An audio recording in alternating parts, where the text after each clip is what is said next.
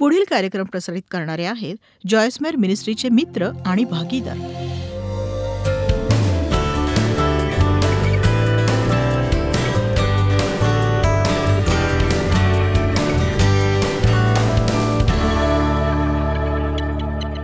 बघा, एकटं राहून एकटेपणा येतो असं नसतं. जगातले अनेक एकाकी लोक सतत अनेक प्रकारच्या लोकांनी वेढलेले असतात, तरीही एकटे असतात. हो, तुमच्याभोवती अनेक लोक असू शकतील, पण त्यांना वाटतं की तुम्ही त्यांची अपेक्षा पूर्ण करावी.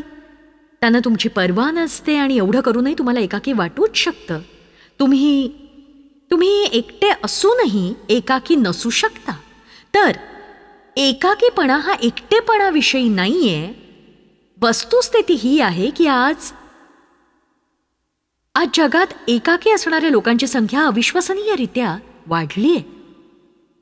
बरेच जण हे एकाकी आहेत. कदाचित अशा प्रकारची शब्दयोजना केलेली तुम्हाला आवडणार नाही, पण तुमच्या मनाला एक पोकळी नक्कीच जाणवत असेल आणि तुम्ही तुमची गरज समजून घ्यायला हवी. तुम्हाला समाधानाची गरज आहे आणि आपलं नातं लोकांशी चांगलं असावं अशी तुम्हाला गरज जाणवत असेल, जे सध्या नसेलही. आणि आपल्याला चांगले मित्र असावेत, कौटुंबिक मित्रही आपल्याला हवे असतात. आणि अशी नाती तयार करणं, ती राखता येणं ही काही सोपी गोष्ट नाहीये. पवित्र शास्त्र हे नातेसंबंध सांगणारं पुस्तक आहे. ते सत्याविषयी सांगतं. बायबलमध्ये नातेसंबंध राखण्याविषयी बरंच काही सांगितलं गेलंय. ते 3 नातेसंबंधांविषयी सांगतं. तुमचं देवाबरोबरचं नातं, आपलं देवाबरोबरचं नातं, आपलं लोकांबरोबरचं नातं आणि सगळ्यात महत्त्वाची गोष्ट म्हणजे आपलं स्वतःबरोबरचं नातं. तुम्हाला ठाऊक आहे का की तुमचं स्वतःबरोबर एक नातं आहे आणि कदाचित ते नातं फारसं चांगलं नसेल. जर तुमचं स्वतःशीच असलेलं नातं चांगलं नसेल तर तुम्ही इतर कुणाबरोबरही चांगलं नातं नाही ठेवू शकणार. कुणाही बरोबर नाही. कदाचित स्वतःबरोबर कसं नातं ठेवायचं हे ठाऊक नसेल तुम्हाला, पण ते महत्त्वाचं आहे. आता बघा, आपल्याला एकटेपणा जाणवू नये म्हणून आपण 2 गोष्टी चांगल्या प्रकारे समजून घेण्याची अतिशय गरज आहे. क्रमांक 1, आता ह्या गोष्टीविषयी तुम्ही कदाचित म्हणाल, हो मला ठाऊक आहे, पण माझ्यासोबत राहा. देव नेहमी आपल्या सोबत आहे. बघा, ही गोष्ट तुम्हाला मुळीच प्रभावित करणार नाही. देव म्हणाला, मी तुला सोडणार नाही आणि मी तुला टाकणारही नाही. पण कित्येकदा जशा गोष्टी आपल्याला समजायला हव्या आहेत तशा समजत नाहीत. आणि बघा, आज बऱ्याच गोष्टी आपल्या पुढे येत असतात आणि खूप गोष्टी आपलं लक्ष वेधून घेऊ पाहतात. बऱ्याचदा असं होतं की ज्या गोष्टींकडे आपण दुर्लक्ष करायला हवं असतं त्या गोष्टींवर आपण लक्ष केंद्रित करतो आणि लक्ष केंद्रित करायला हवं तिथे दुर्लक्ष करतो. म्हणून मी प्रार्थना करणार आहे. 2 आठवड्यापूर्वी मी हे दुसऱ्या शहरात शिकवलंय. मी मागते की देवाने मला सावध असं मन द्यावं, कारण मला विश्वास आहे की देव सर्वदा आपल्या जीवनात कार्य करतो आणि आपल्याला ते कळत नाही. म्हणून आपण नेहमी स्वतःला बजावत राहायला हवं की देव माझ्यासह आहे, देव माझ्यासह आहे आणि देवाचे दूत नेहमी आपल्यासोबत असतात.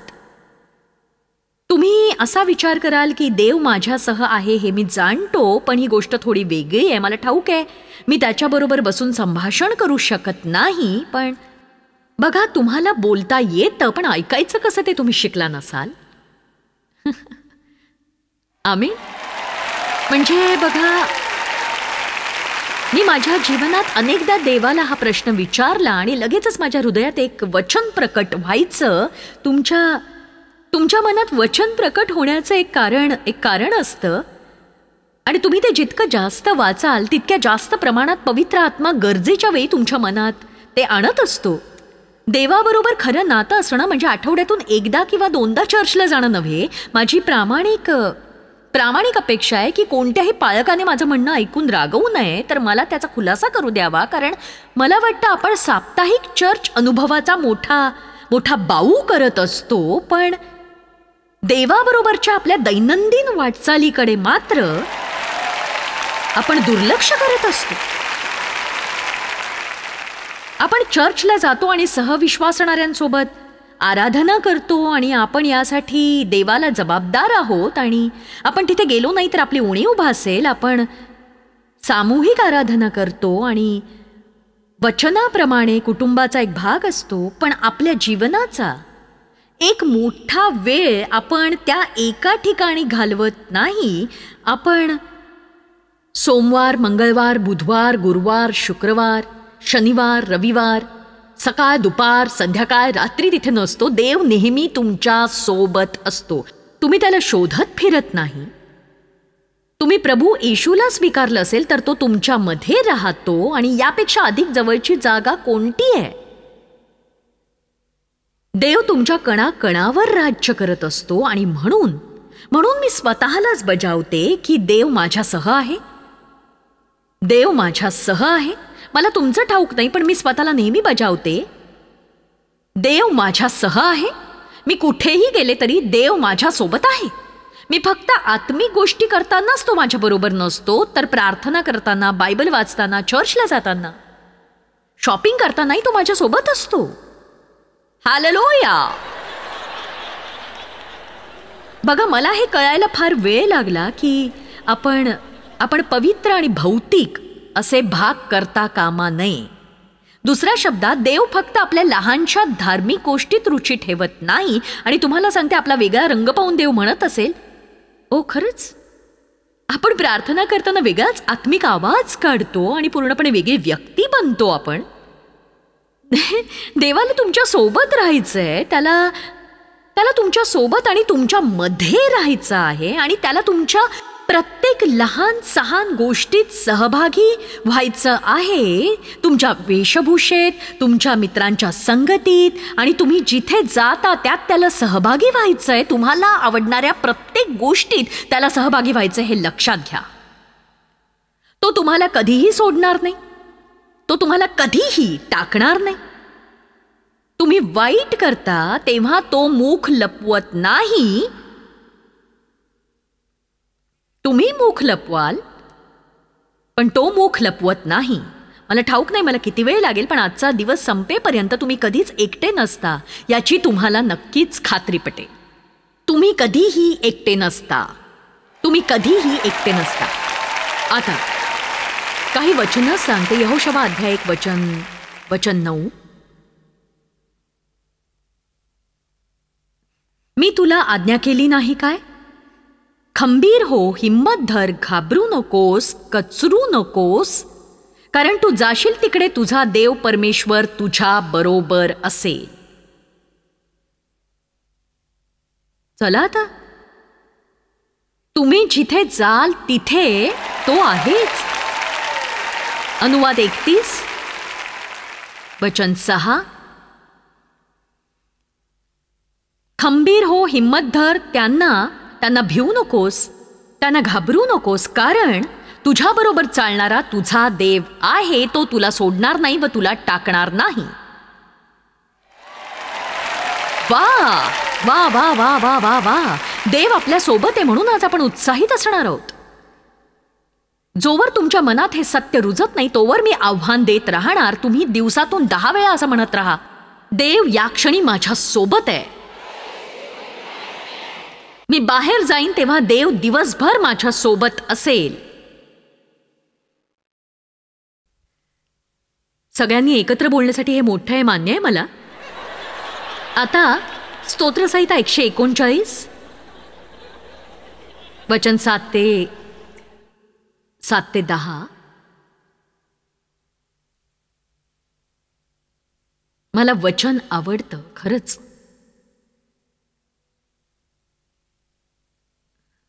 मी तुझ्या आत्म्यापासून कोठे जाऊ? मी तुझ्या समक्षतेपासून कोठे पळून जाऊ? मी वर आकाशात चढलो तरी तेथे तू आहेस. अधोलोकी मी आपलं अंथरूण केलं तरी तेथे तू आहेस. मी पहाटेचे पंख धारण करून समुद्राच्या अगदी पलीकडे जाऊन राहिलो तरी तेथेही तुझा उजवा हात मला धरून ठेवील. अंधकार मला लपवो, माझ्या भोवतालच्या प्रकाशाचा काळोख हो, असे जरी म्हणालो तरी अंधकार सुद्धा तुझ्यापासून काही एक लपवत नाही. देव सर्वत्र आहे. देव सर्वज्ञ आहे, जो सर्वत्र असतोच सर्वत्र. तुम्ही कधीही एकटे नसता. तुम्ही जाणीवपूर्वक देवाच्या उपस्थितीचं भान ठेवावं असं मी आव्हान करते. अशा बऱ्याच गोष्टी आहेत. ज्या इतर क्षेत्रात वास्तविक आहेत आणि आपण त्या पाहत नसलो तरी, या सभागृहात आज नेमकं काय चाललंय ते मला ठाऊक नाही, पण मला खात्री आहे इथे देवदूतांचा मोठा ताफा उपस्थित आहे.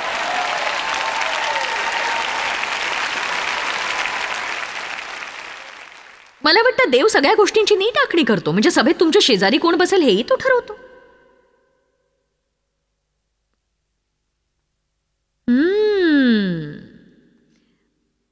तुम्ही सिंगल असाल तर जरा सभोवती नजर टाका बरं.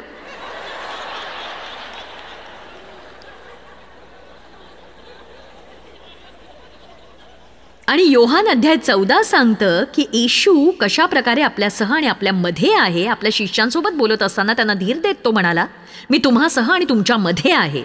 तुमच्या आत्म्याने देव माझ्यात आहे.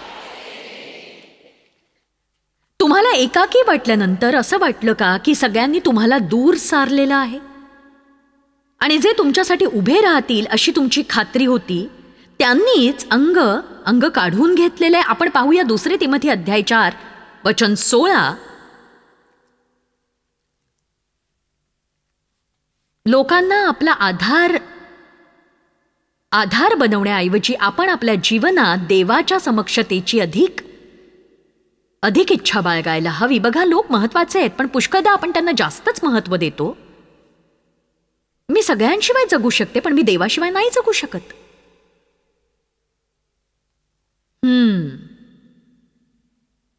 माझ्या पहिल्या जबाबाच्या वेळी माझ्या बाजूने कोणी वकील नव्हता. सर्वांनी मला सोडले होते. याबद्दल त्यांचा हिशेब घेण्यात न येऊ. बघा, या विषयावर दुसरा संदेश होऊ शकतो. सर्वांनी मला सोडले, प्रभू क्षमा कर. पण प्रभू माझ्या जवळ उभा राहिला. फक्त प्रभूने त्याला सोडले नाही. त्याने मला शक्ती दिली.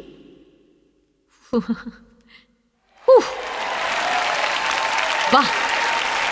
आता बघा, आज इथे यावेळी तुम्हाला उत्तम आत्मिक भोजन मिळतंय. तुमच्या विश्वासाच्या परिमाणानुसार तुम्ही याचा लाभ घ्या. तिथल्या खुर्चीत गोळ्यासारखे बसून म्हणू नका, पण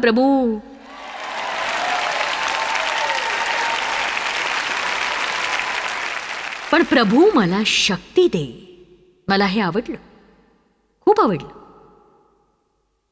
आता दुसरी गोष्ट जी मला सांगायची ती ही की तुम्हाला जेव्हा एकटं वाटतं किंवा तुम्हाला एकाकीपणा जाणवतो तेव्हा कोणी तुम्हाला समजू शकत नाही. आणि बघा, हे लक्षात घ्या की माझ्या जीवनातही एक गोष्ट होती जिच्याशी मला खूप मोठ्या काळापर्यंत झगडावं लागलं होतं. तर माझ्यासारखं लोकांच्या गराड्यात राहूनही तुम्हाला एकाकी कसं काय वाटू शकतं? बघा, कारण हे फार वेगळं आहे. आता जे सगळे लोक सतत माझ्या संपर्कात येतात ते काहीतरी मिळवण्याच्या अपेक्षेने येतात आणि त्यांचं काम झालं की मीच मागे उरते. मग अनेकदा असं कुणीतरी हवं असतं मला ज्याला रस नसेल त्या जॉयस मायरमध्ये, तर त्याला रस असेल साध्या आणि सरळ चॉईसमध्ये. आमीन. आणि माझे अनेक चांगले स्नेही आहेत. माझा नवराही सुस्वभावी आहे. माझं कुटुंब छान आहे आणि मी सगळ्या प्रकारच्या स्थितीतून गेले आहे. आणि मला वाटतं की एकाकीपणाच्या हत्याराद्वारे सैतान आपल्यावर वार करतो. तो आपल्याला एकटं पाडून आपल्याला अस्वस्थ करू इच्छितो. आणि मी आज तुम्हाला जे काही शिकवतेय ते मी स्वतःच्या जीवनात लागू केलेलं आहे, सैतानाची सरशी होऊ नये म्हणून. आणि एक गोष्ट जी मी अगदी नियमितपणे करतेय ती म्हणजे जाणीवपूर्वक मोठ्या आवाजात स्पष्टपणे म्हणायचं की देव माझ्यासह आहे.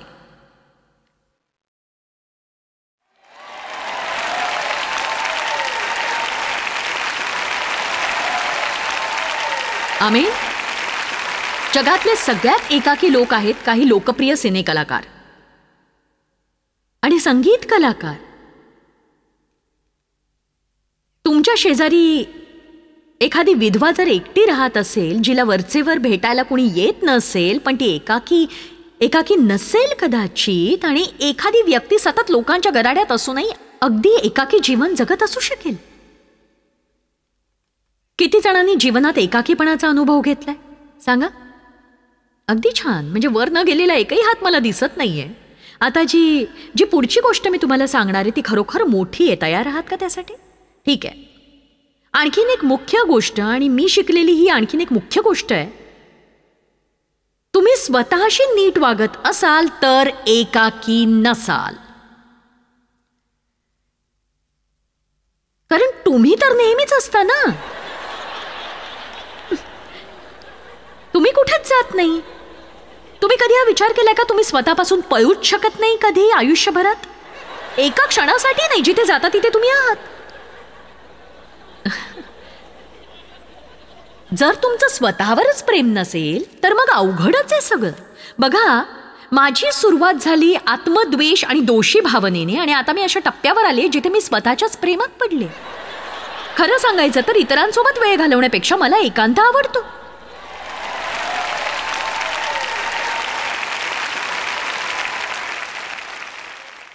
तर आता घरी गेल्यावर एक गृहपाठ करा. पुढचे काही आठवडे स्वतःसोबत वेळ घालवा. म्हणजे तुम्हाला काही गोष्टी ठरवता येतील की तुमचं स्वतःवर प्रेम आहे का. मला स्वतःसोबत वेळ घालवायला खूप आवडतं. मला आठवतं की अनेक वर्ष कशा प्रकारे माझी चिडचिड व्हायची की माझ्या सभा संपायच्या आणि घरी गेल्यावर दुसऱ्या दिवशी डेव गोल्फ खेळायला निघून जायचा. मी चरफडायचे. ठीक आहे, मी इथे अशीच एकटी बसून राहते. बघा, मला ते आवडत नव्हतं, पण आता मात्र डेव गोल्फ खेळायला जातो तेव्हा मी म्हणते, फार छान, मस्त, जा तू. अगं पण मग तू काय करशील? मी स्वतःसोबत आणि येशूसोबत वेळ घालवेन. मला आवडते माझी कंपनी. मला माहित नसतं मी नेमकं काय करणार आहे ते. मी फक्त वेळ घालवणार असते. पण मला जर कुठेतरी जावंसं वाटलं तर मी मस्त जाईन कुठेतरी. पुष्कळदा मला असंच घराबाहेर पडून कुठेतरी फेरफटका मारून यावासा वाटतो. बघा, मी फार काळ घरापासून लांब राहिले की मला स्वतःसाठी वेळ मिळत नाही. पण तरीही पुष्कळदा मी तसा प्रयत्न नक्कीच करते. कारण तुम्ही एकटे असताना स्वतःसोबत थोडा वेळ घालवता आणि स्वतःला ओळखू शकता. मला नाही वाटत जास्त लोक स्वतःला ओळखत असतील. ते तुमची आवड काय आहे? तुम्ही कशाने सुखावता? तुमचा आनंद कशात आहे? अनेकांना हे ठाऊकच नाहीये. म्हणजे एकदा मी कोणाला तरी म्हटलं की तुला काय आवडतं? ती म्हणाली, नाही माहित मला. मी हे समजू शकते, कारण माझ्या जीवनात अनेक वर्ष मी खूप कष्ट करत राहिले. पण नंतर मला जाणवलं की माझंही एक आयुष्य आहे. आणि देवाची सेविका होण्याआधी मी फक्त एक व्यक्ती सुद्धा आहेच. आणि जेव्हा मी माझ्या कामांसाठी वेळ काढला तेव्हा मला दुसरं काही सुचेना. मला दुसऱ्या कोणत्याच कामात रस नव्हता. आणि मी मनापासून विचार करू लागले की मला काय आवडतंय. बघा, मला सुंदर गोष्टी आवडतात. मला सृष्टी आवडते. मला पक्षी आवडतात. मी 3 बर्ड फीडर्स गेल्या आठवड्यात विकत आणले. ते अंगणात ठेवले आणि मी आता पक्षी पाहण्याचा आनंद लुटते. मला ही मनाची शांती आवडते. आणि ही अशी एक गोष्ट आहे जी मला कुठल्याही गोष्टीपेक्षा जास्त प्रिय आहे. आणि इतर कुठल्याही गोष्टीशिवाय मला विसावा मिळत नाही. नक्कीच नाही.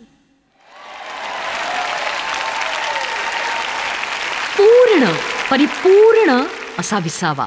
म्हणून मी आधीच ठरवलंय की उद्या पूर्ण विसावा मी घेईन. मी आधीच सांगून ठेवलंय की माझ्यासाठी बाहेर छान आराम खुर्ची ठेवून द्या. आणि मला वाटतं की हे सेंट लुईसमध्ये असूच शकेल. आणि मी तिथे बाहेर जाऊन मस्त माझी आवडती कॉफी पिईन आणि ते पक्षी पाहता पाहता मी आराम करीन. बघा, मी एकटी असेन पण मी एकाकी नसेन, कारण मला एकांत फार आवडतो. नक्कीच. चला, आता मी तुम्हाला काहीतरी खास शिकवतेय. तेव्हा वास्तव हेच आहे की तुम्ही कधीही एकटे नसता. आमच्या सोबत राहा. जॉयस पुन्हा येतेय एका मिनिटातच. देव नेहमीच आपल्या सोबत असतो. जेव्हा आपण स्वतःबरोबर असतो तेव्हा आपल्याला एकटं वाटायचं कारण नाही, कारण स्वतःबरोबर सुखात राहा आणि स्वतःचा आनंद लुटा. आम्हाला तुमची काळजी आहे आणि तुमचा दिवस महान जाओ. जॉयस मायर मिनिस्ट्रीज करता तुम्ही खूप मौल्यवान आहात. आम्हाला तुमचं कौतुक आहे. आणि जगभरामध्ये हे सेवा कार्य शक्य करण्याकरता आम्ही आमच्या मित्रांचे आणि पार्टनर्सचे आभारी आहोत. आम्ही एकत्रितपणे भुकेल्यांना खाऊ घालतो, गरिबांना वस्त्र देतो आणि राष्ट्रांना सुवार्ता सांगतो. तुमच्या प्रार्थनेच्या विनंतीकरता आमच्याविषयी आणखी माहिती मिळवा. जॉयसच्या कॉन्फरन्सच्या तारखा पहा आणि ख्रिस्ताची प्रीती जगभरामध्ये पसरवण्याकरता आमचे सहभागी व्हा.